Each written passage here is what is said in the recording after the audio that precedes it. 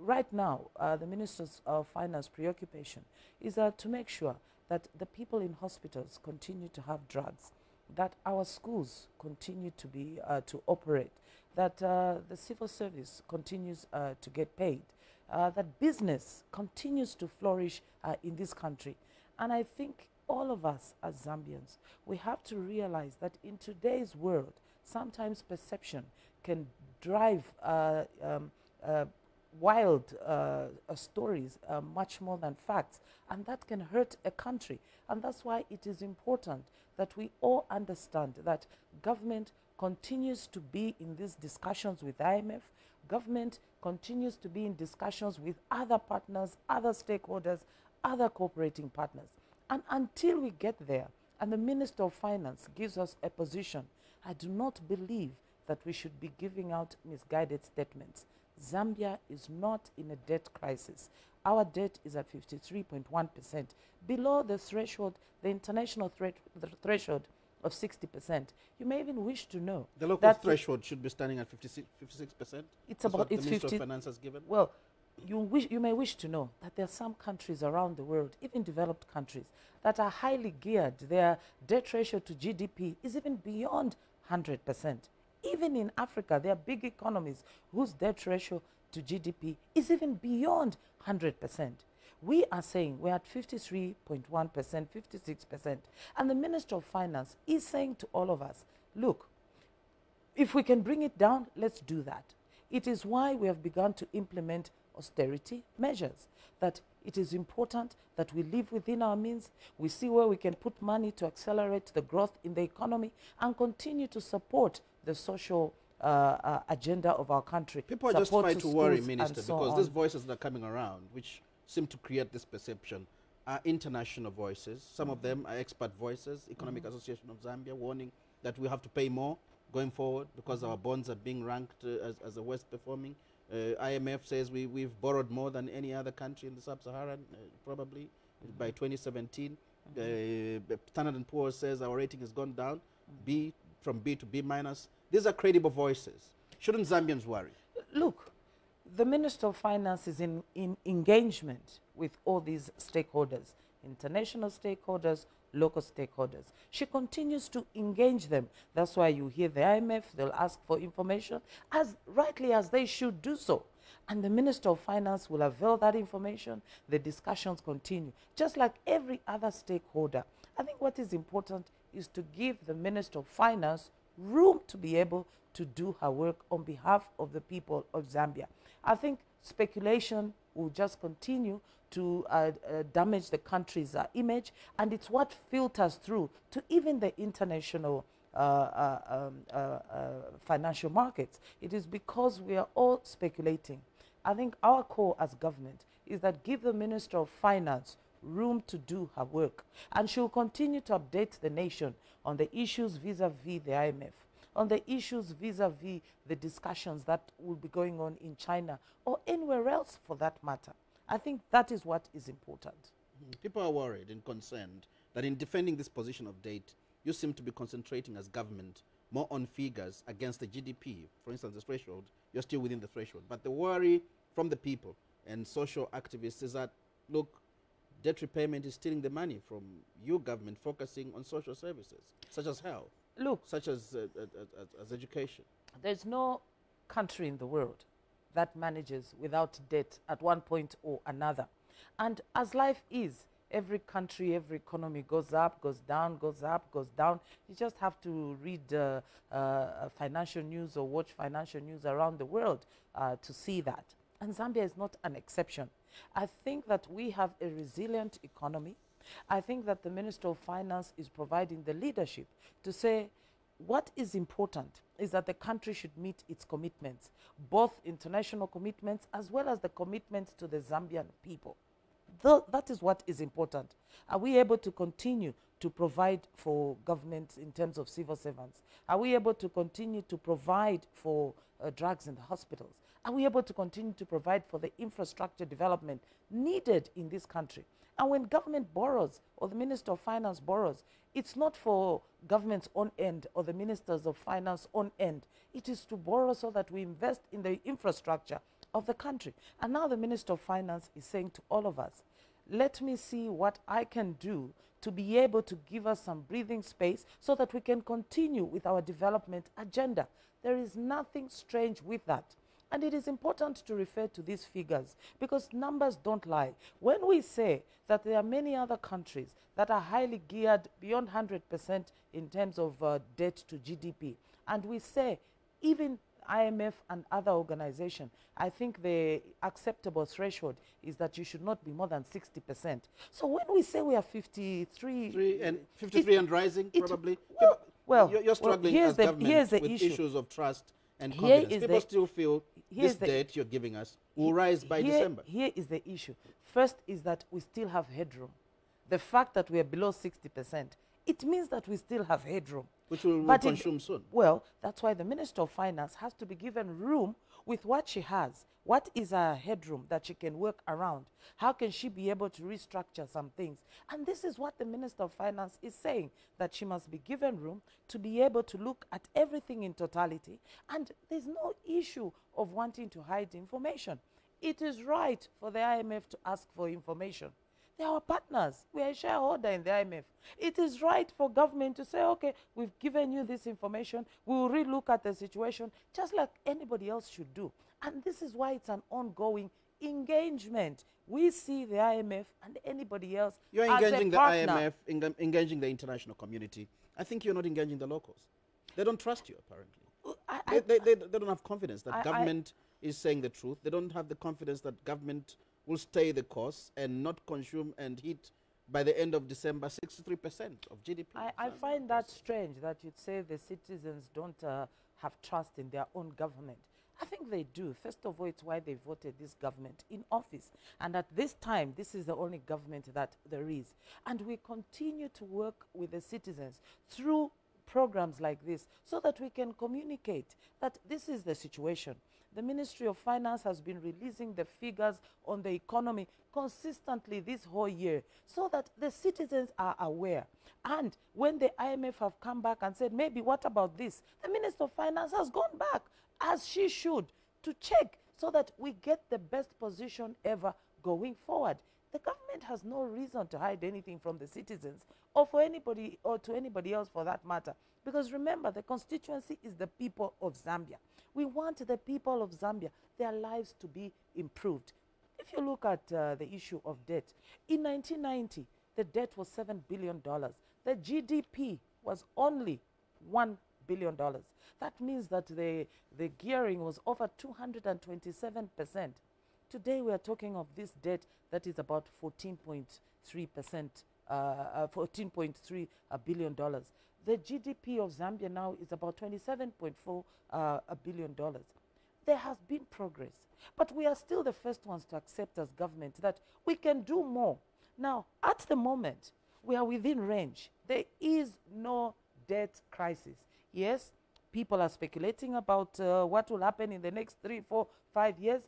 We also in government are looking at these issues and preparing and saying, how do we continue to go forward and ensure that the economy continues to thrive, that the Zambians are cushioned, that those who are vulnerable through social cash transfer and other programs are supported, that diversification continues through continued support to agriculture, but also that we do not leave the important social sectors such as education and health, but also the infrastructure.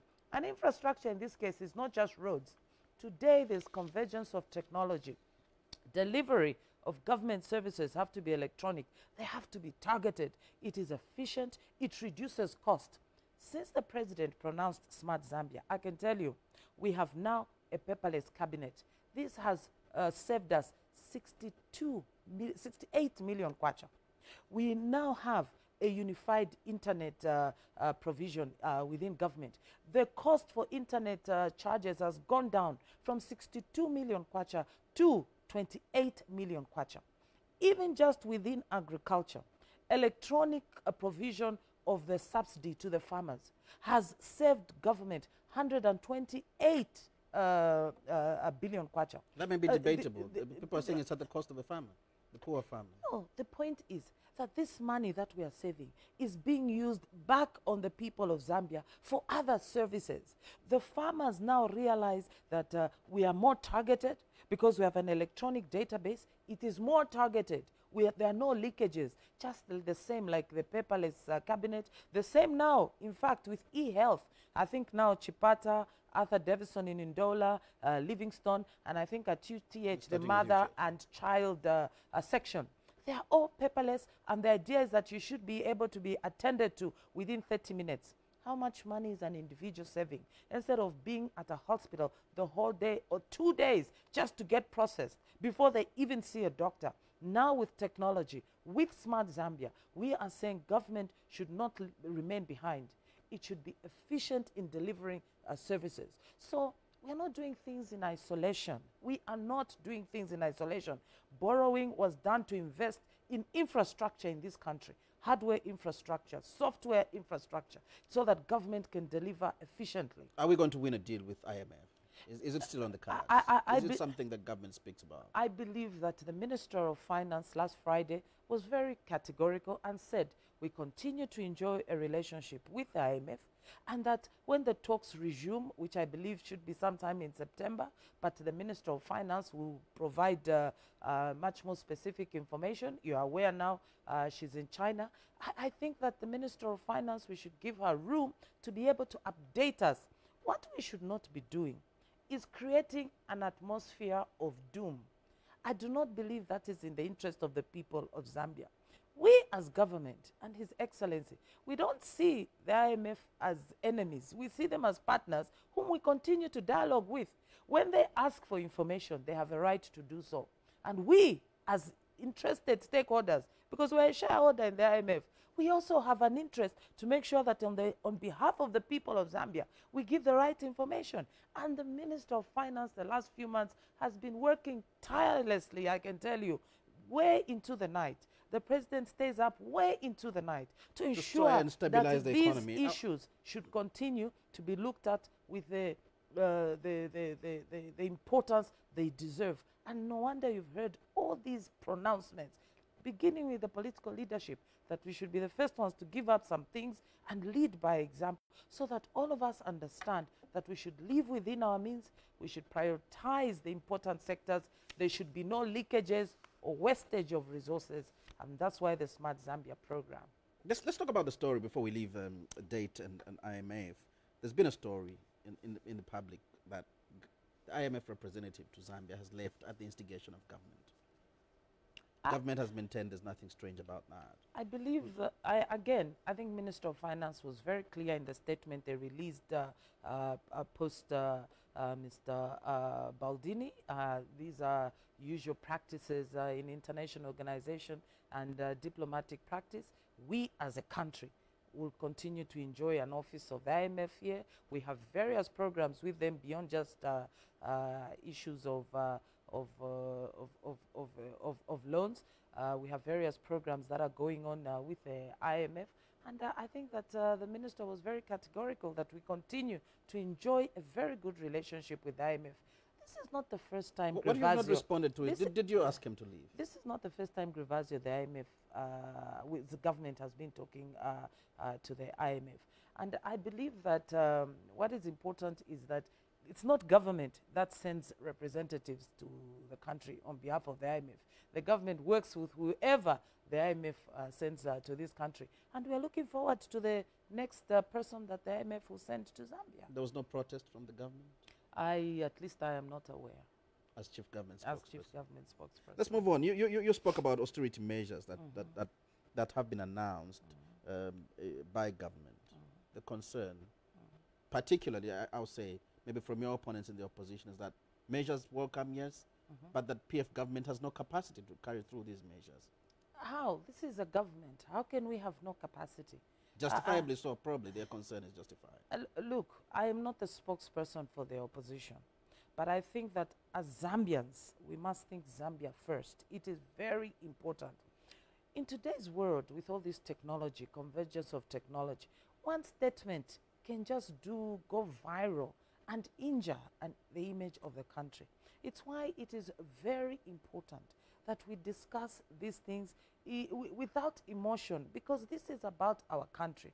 Right now, there's no crisis. There is none. There's no debt crisis, and the economy continues to move. Why would you have austerity measures if you have no crisis? Well, look. Speak to the contrary. No. I think that what is important, what we are saying, is that, look, we are anticipating that at a certain time in the future, we'll have to make some huge payments. And it is good to be cautious and try and prepare for the future. That's what we do even at home, at the home economy level. That is what we do. And the Minister of Finance is saying to us, this is what we have. I'm anticipating that in the future at some point we'll have to make these payments. So let us begin preparing for those payments. And there's absolutely nothing wrong with that. Nothing. So to me, like I keep saying, let us give the Minister of Finance room to do her work, so that when the time comes, it is then maybe we can provide a judgment. It is too early now for everybody to be saying, you can't do this, you can't do this, you will not be able to do that. It's all speculating. I didn't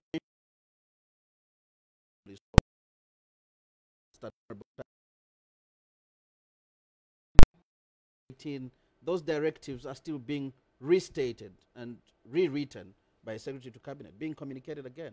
Have we failed to achieve? One of them is that, look, Honorable Mtati did state that CEOs of non-performing parastatals should never travel business class.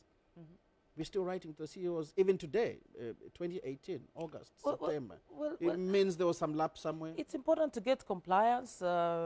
Maybe people heard the pronouncements and some might have ignored it. It is important to get compliance so that everybody within government understands that we are not going to have frills. We should work within our means, and that it is important that we continue to manage the economy in a manner that will support the Zambians. Like we said, the minister still has headroom in terms of debt management, but that doesn't mean that she wants to be careless in going forward. And that's why it is important that everybody is reminded that we might have headroom. We might not be as bad as other countries, but let us be able to be prudent going forward, so that when the time comes for us to make those payments on the debt, the country will be ready, and then there should be no crisis. Right now there is no crisis, but we do not want a crisis to develop. Let's look at these measures we announced probably 2 months ago. How would you rate the performance, compliance? I think that the commitment first by the head of state himself, who has insisted that we must lead by example in government, the Minister of Finance, of course, Secretary to Cabinet, and all of us as ministers, we've become very aware that these are important issues in a nation. It does not mean that when there is, even in times of plenty, that people then now should just, use resources as and as they wish. No, because we must manage these resources for today and the future. And I think that everybody is responding appropriately within government, and now the message is getting to the citizens, and it's a good thing. Remember, Grevasio, government is not there for its own sake. It is there to serve the people, and we are here to serve the people of Zambia. And we want the people of Zambia to believe that the people in government wake up every day and say, how best can we serve the people of Zambia? If we cut this, will it help us to be able to deliver services better for the Zambian people? Are you getting resistance? I know that you've targeted civil servants in some way. Not just civil servants, even the politicians are equally targeted. Leadership. You expect resistance naturally. Are you getting that? No, we have at cabinet, civil service level, we have the head of the civil service, and that is the secretary to the cabinet, and he has a responsibility to ensure compliance on these issues. At political level, the president is providing the leadership with the Minister of Finance. What are you giving up as politicians? Making sure. Look, then, first of all, the politicians within government. There are a number of things that have been given up. Issues of cars. Ministers used to have personal to order cars and 2 cars now. Now they don't have personal to order cars. They only have 1 car. Ministers are supposed to move out of Lusaka when it is really, really needed to go and attend meetings. In fact, even holding meetings now, the president has encouraged that, look, we don't have to go to hotels. We have a lot of boardrooms within government. We've held a number of meetings that before in the past would have probably been held at hotels or lodges. Now they're held within government, within boardrooms, so that we are able to save costs. But there are bigger costs that have been made using technology. All that is part of trying to say, let us manage the economy better. If before we used to spend so much money on paper at cabinet, and we have said because now we've gone paperless at cabinet level, it's electronic, we have now saved 68 million kwacha. 68 million kwacha. Now, that is money. I was in Western Province with the Vice President. There's need there in the plains, the Barotse Plains, for a number of 1x3 classroom blocks so that a child can find a place in a classroom. These classroom blocks, to construct them, may cost anywhere around 400,000 kwacha. If you save 68 million kwacha and say, let's direct it into education, because now cabinet will not be wasting paper, because these are documents you'd read, then they are just filed in the archives and never to be looked at again except once in a while. We are saying now, let's translate that resource to build schools. The Ministry of Higher Education will be constructing brand new 82 secondary schools. Secondary schools. We've seen that there's quite a lot of primary schools nationwide, but there are no places for a lot of children at secondary schools, and children have to either go into another province or walk long distances. All these savings have to go in education. So when you hear a pronouncement in education, in health, support will increase in community development to over 750,000 citizens, so that those, especially households that are led by old women, by widows, orphan-led households, and so on and so forth, they're vulnerable in society. We have to look after them. We can't just leave it to chance. And all these savings within government have to be redirected to those areas where there is need. So we are not doing things in the dark. You're talking about cost saving, and there's a feeling among Zambians that now they're paying too many taxes, too many user fees. Look, every government needs tax, we agree. And in this case, there are taxes which are statutory. You have no choice but to pay those taxes. But I think that people are calling user charges taxes. For example, they were calling the TV levy a tax, they were calling the boho levy a tax, and so on and so forth. Those are well, maybe it's understandable because all these eat onto your pay, and probably at the end of the day, government gets back half of the salary, isn't it? These are user charges. And the user charges, first that there's a choice for you to be able to pay that charge, which is different from a tax, because with a tax, there's no choice. But with a user fee, there is a choice. For example, let us take the TV levy. It is a user charge. And the idea is that for you to be able to receive this signal, there are public assets, the frequencies, the transmission towers, all this infrastructure that are public assets. Somebody needs to pay for them. Now, when government is going to get that money from the treasury to pay for them, this money is not sitting somewhere in State House in boxes. This money is coming from the people of Zambia. And their salaries are not increasing. So you're getting from the people. No. And making them more poor. And for us to be able to continue to sustain this infrastructure, which is very important. For example, today, TV is not just luxury. It's a development too. And you should have seen the faces of children at Sinungu in Western Province, at Inambawe in Western Province, at Kaunga Lweti.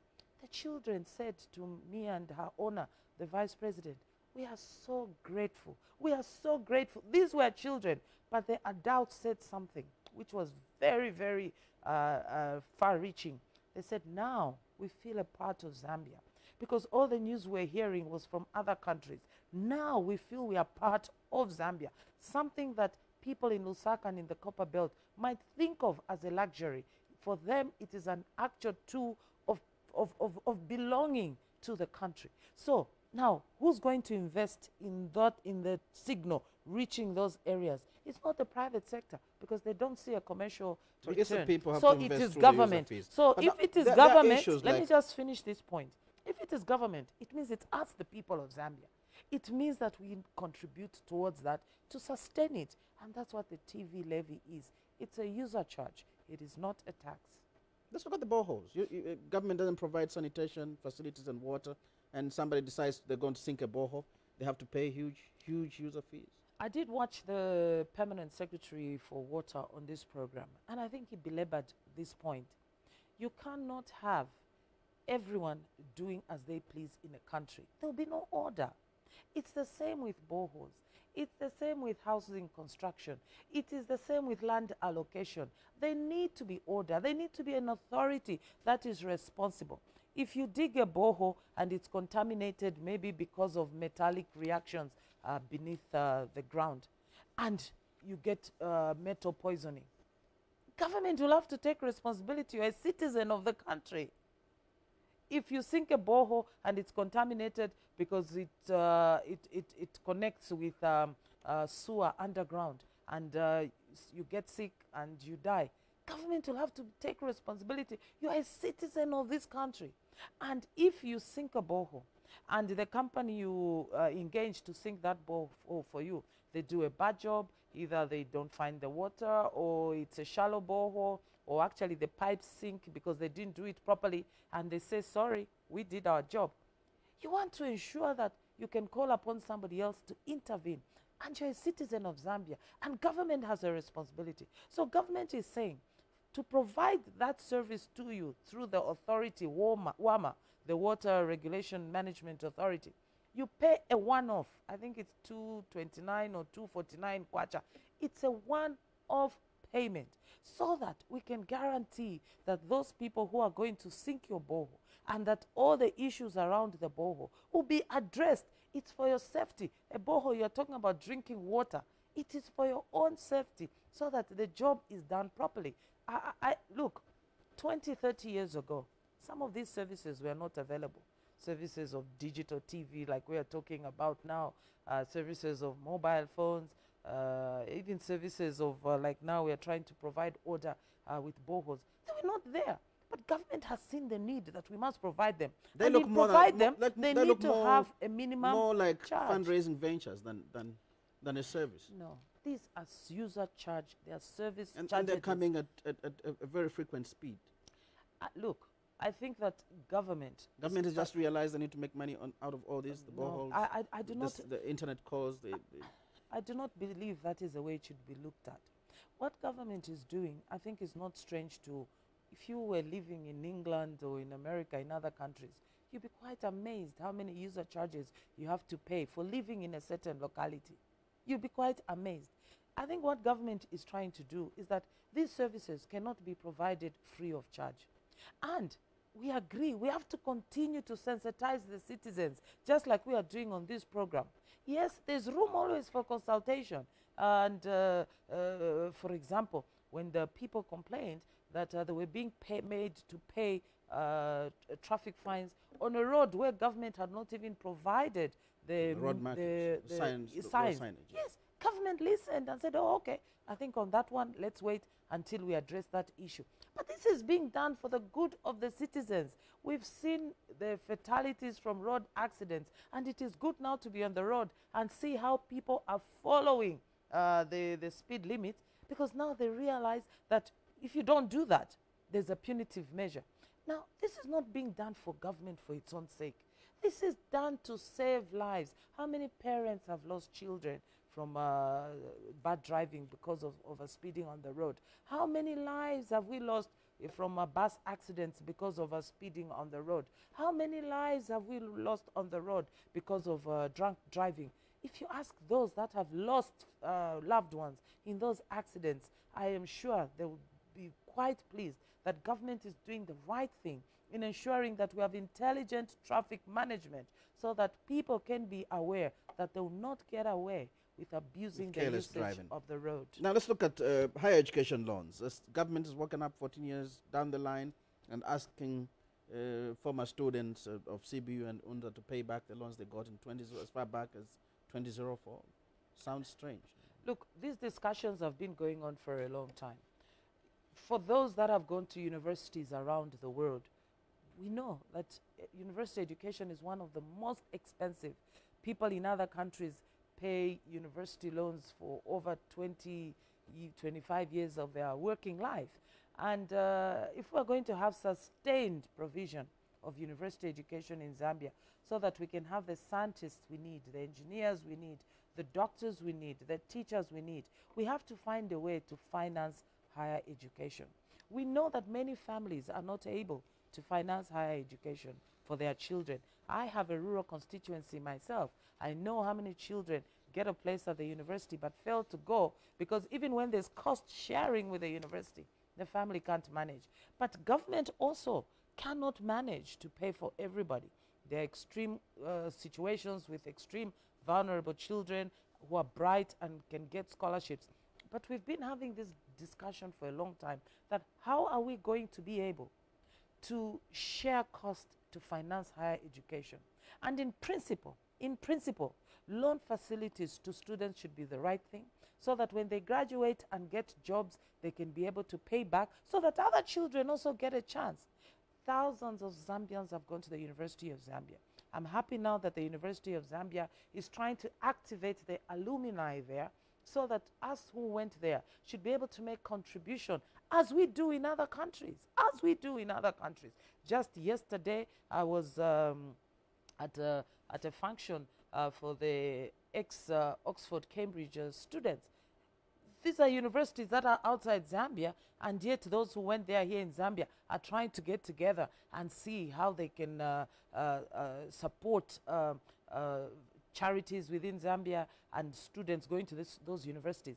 If we can do it for those universities, why can't we do it for our own universities here? So the principle that students who went to the University of Zambia should be able to pay back is the right principle. I know there are issues. This is quite a sudden move, and you're asking people to pay. It's not sudden. To pay in September, and they've planned their lives already? It is not sudden. The Minister of Higher Education has been making a lot of statements on this matter. Yes, if there are situations where people might feel that they've been caught unaware because they were not following these issues, it's another thing. And I am sure that the Office of the Minister of Higher Education remains open for her to discuss these issues with them. I believe that the laws were being put in place. There was a lot of consultation, discussions going on. These have been public issues, particularly in the last 2-3 years. I do know the Minister of Higher Education has given ministerial statements, has been on various media platforms to discuss this. So the principle is the right one. I think that if particular individuals have issues, it is important that they approach the Minister of Education so that they can discuss these things. And those that do not work, we have a lot of them on the street. Of course, government is aware that there are indeed even some of our graduates from higher institutions of learning within Zambia who do not have jobs yet. And the reason why, Gravazio, it is important that jobs are created even outside government, because government cannot employ everyone. That it is important that the economy continues to be resilient, that we keep the inflation single digit as it is now at 8.1%, that we continue to see growth going beyond the current 4%, because if the economy grows, these numbers look like they're just numbers, but they represent reality. If the economy grows, expands beyond 4% growth rate, then we'll see that jobs are being created within the economy. But I think another important issue is that as we are growing the economy, what is preoccupying the President and the Minister of Finance is that how do we then begin to see a systematic shift of wealth in this country from private foreign hands into Zambian private hands? That we Zambians, it's taken too long, and there seems to be very little commitment from that government. We Zambians major projects being undertaken by bigger companies who eventually externalize the profits. It is true. I think all the big projects, the airports, the roads. I think all of us Zambians must Kafiwe Gorge, all these. Beyond that, all of us Zambians must begin to look at wealth creation with new eyes. We must. If you look at any of the airlines flying into Zambia every day, even now, when people are trying to create a perception that there's a crisis, and yet there's no crisis. If you look at the airlines coming into Zambia, whether it's Emirates or it's South African Airways. It is full of foreigners coming to Zambia because they believe that something wonderful is happening here. Because they can externalize the profits, maybe. Well, the point is that they still see the opportunity, because you can't externalize a profit before you see an opportunity. So first, it's the opportunity. They can see that there's an opportunity here because every day we are seeing shopping malls being constructed. Even at this moment when other people want to say there's a crisis, other people are coming into Zambia and making a decision that there's money to be made here. And when people are constructing shopping malls, it means there's liquidity, because they know that we're a consumption nation. But there's liquidity. It means that people, they accept that people will be buying something. So but Zambians are not supporting these shopping malls. Manufacturing sector is almost on its knees. Well, but that is my point, that why don't we look as Zambians ourselves? Instead of pointing fingers at each other, why don't we look at the Zambian economy with Zambian eyes and say, one, if you're going to go into a Zambian shop, so I mean a ShopRite supermarket in Zambia, why don't we go in there with a buy Zambian attitude? Because for every foreign or orange juice packet you buy, you're providing a job for somebody else in another country. Why don't we buy juices that are manufactured in Zambia, mango juices and so on, milk and so on? That is the first thing that we need to do. It's beyond just government officials. It's all of us as Zambians. That do we have a buy Zambia attitude as other people do? Number two, that if we are going to support the economy, we have to be in manufacturing. It is true. And in manufacturing, it means that we have to give a chance to Zambians through banking sector.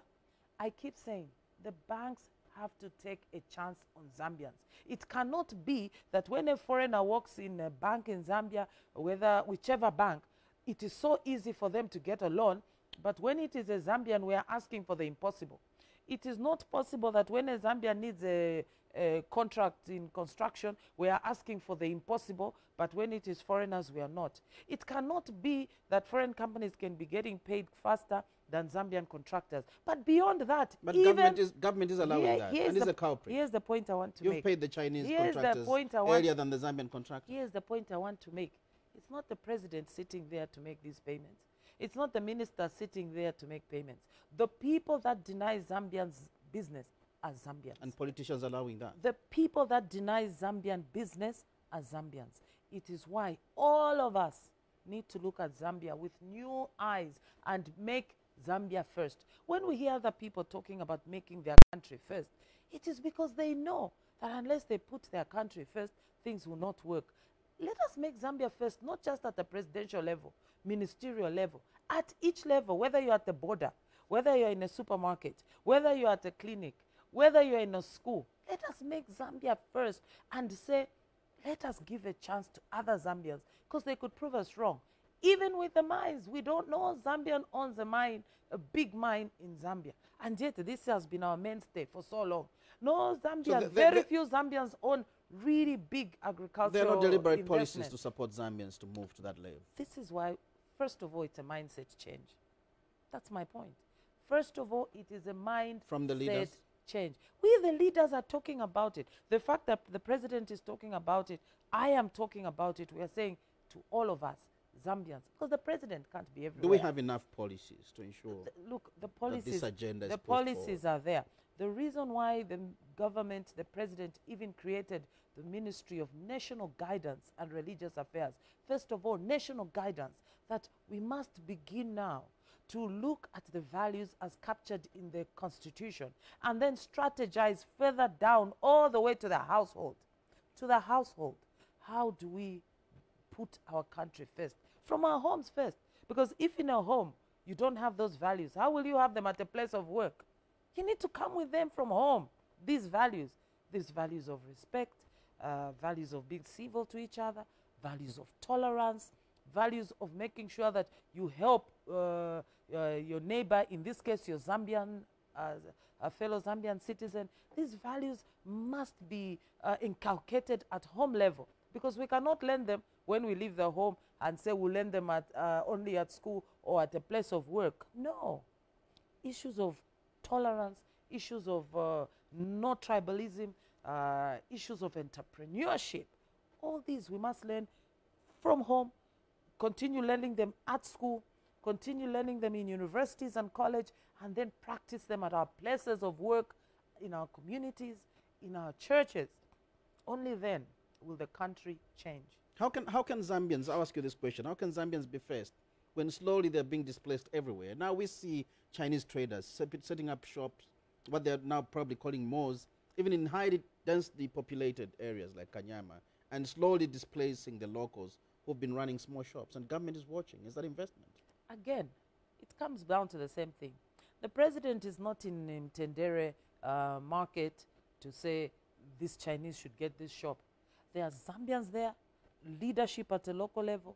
And I have said many times, because I've seen it myself, just a few months, a month ago, I was with Honorable Luo, and we're in Tendere.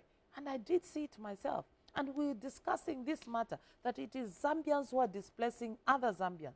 When these foreigners get marketing licenses to trade, they are getting them from Zambians. And in councils, we have leadership which we elect, councillors.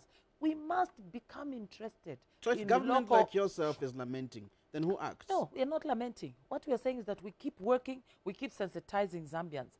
You know, whenever it's an election time, sometimes people don't take the election of councillors seriously. It is important to understand that there are a number of economic activities that are taking place at a local level, away from central government, that are so important because your representation there is your councillor, and you need to have an interest on who's your councillor. You're speaking on behalf of government. Let me ask you this question. Half the time I ask many citizens, do you know your councillor? They'll probably know their MP, but they don't know the councillor. And yet there's a lot of economic activity and a lot of other activities around the local authority, of which the councillor is at the center. And the citizens should know, so that they can demand from the leadership, because it's elected. It's elected leadership. They must demand. But these councillors are supposed to follow policy. And if there is no policy, what do they follow? I think this is an engagement from both sides. It's an engagement from the citizens. It's an engagement from the leadership. And we are not blaming anyone. This is why I am saying, as I sit here, that we continue to engage. The first point is mindset change.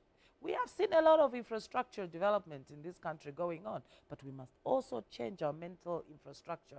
We must change our mindset and begin to own and begin to feel that this is part of our development process, and begin to demand and begin to believe that business is just not for other people. In fact, in this country, half the time, we have truly provided a perception that Zambians should not participate in business, because we believe that we are not entitled.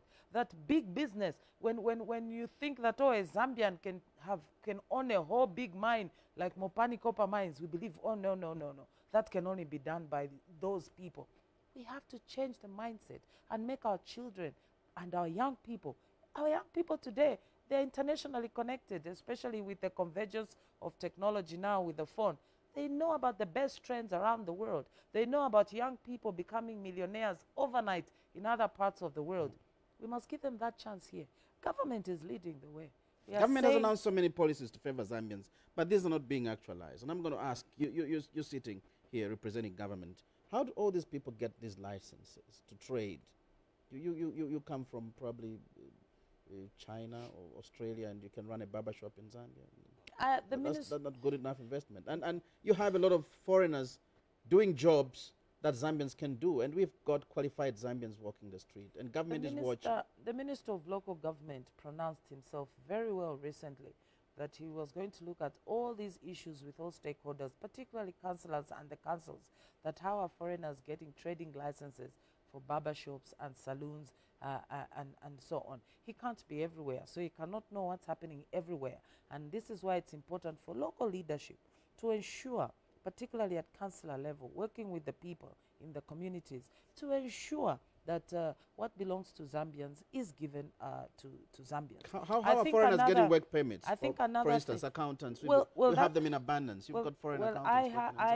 I have been speaking with Honorable Kampiongo, Minister of Home Affairs, and I do know that they're making great strides to ensure that our immigration system, again using technology with Smart Zambia, becomes quite updated so that we don't lose track of people who come here for a visit and end up staying and working here, so that we don't lose track of people who come here for a one-off event and end up staying here, people who come here for one thing and they end up becoming chefs or whatever in the country. Again, this is where government is saying, because we've served here, let us rehaul, let us overhaul the immigration system so that we can be able to track once somebody enters, somebody is leaving, the passport issues, so that we can be able to track these individuals who are in the country illegally, who are here and doing jobs that Zambians should do, and that just as a country, I think we must truly begin to say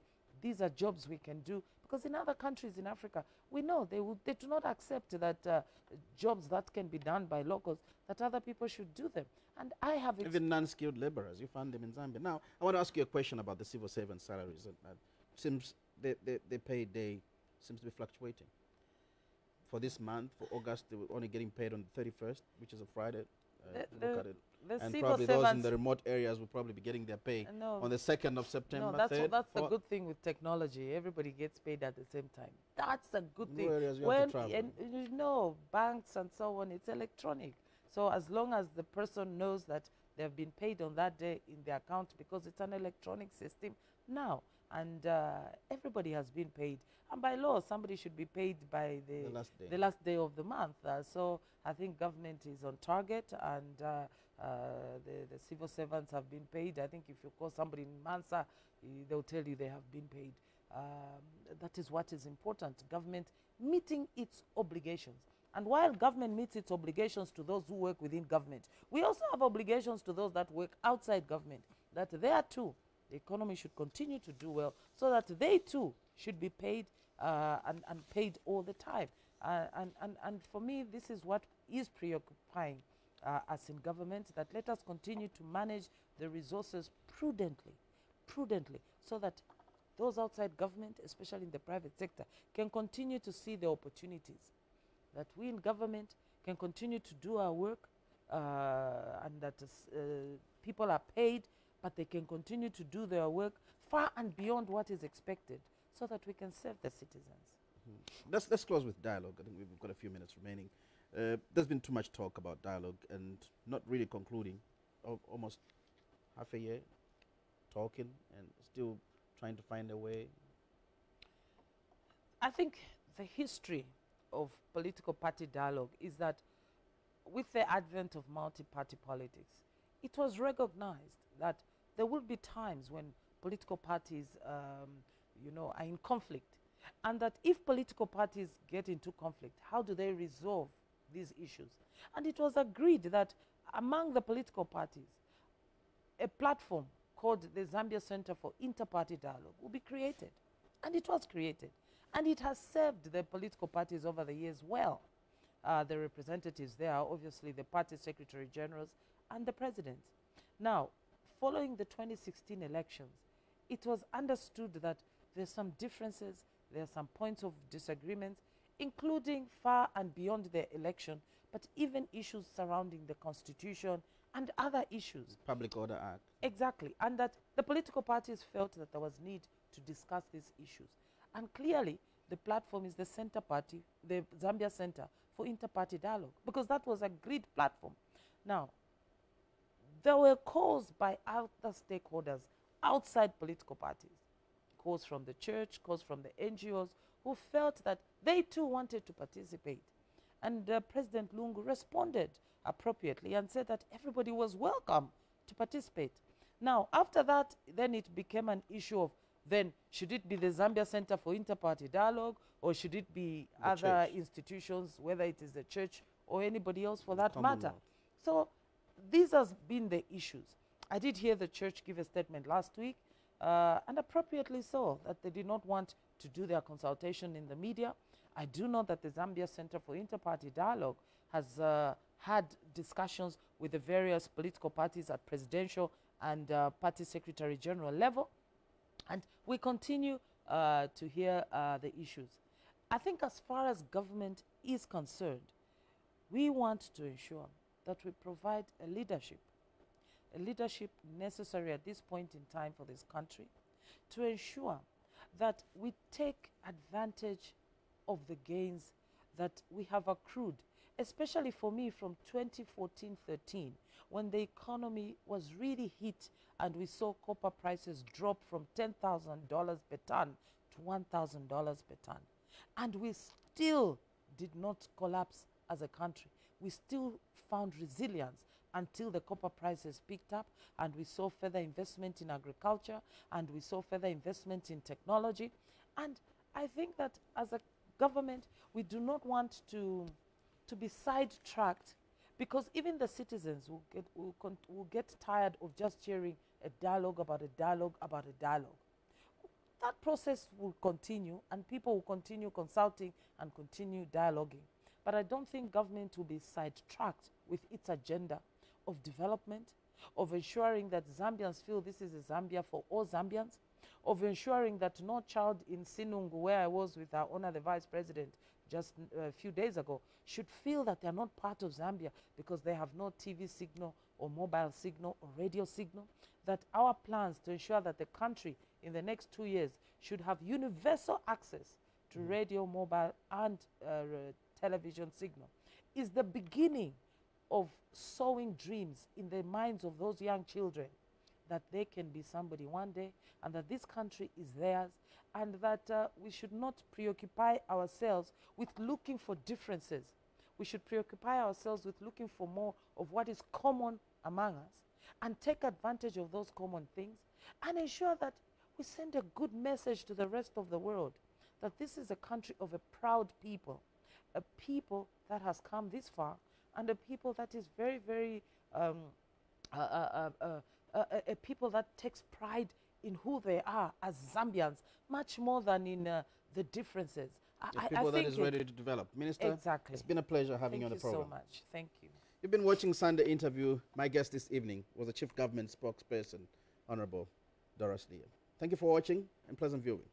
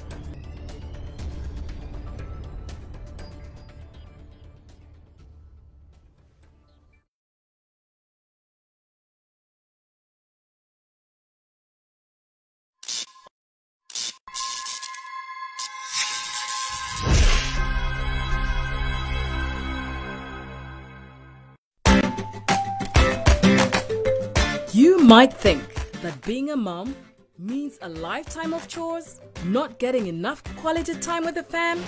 Well, not anymore. Using Boom Sparkle Plus with the new Triple Power formula, dishwashing is now a joy.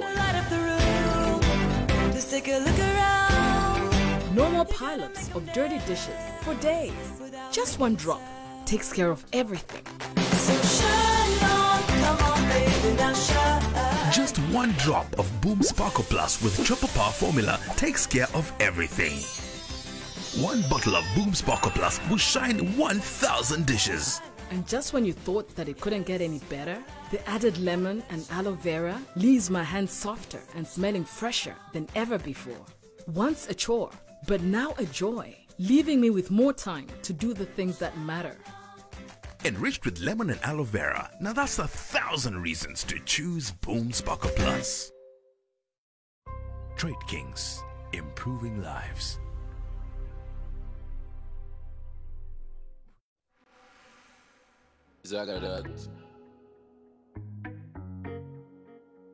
never easy. Everybody wanna know why I fall in love with you, but I tell them, say you are made from real fruits. Right now you come and then you make me feel so cool. I'm feeling happy cause I'm sipping on you. Yeah, oh baby, pour me happy. Happy apple, happy grapple, happy pan. Pour me happy apple, happy grapple.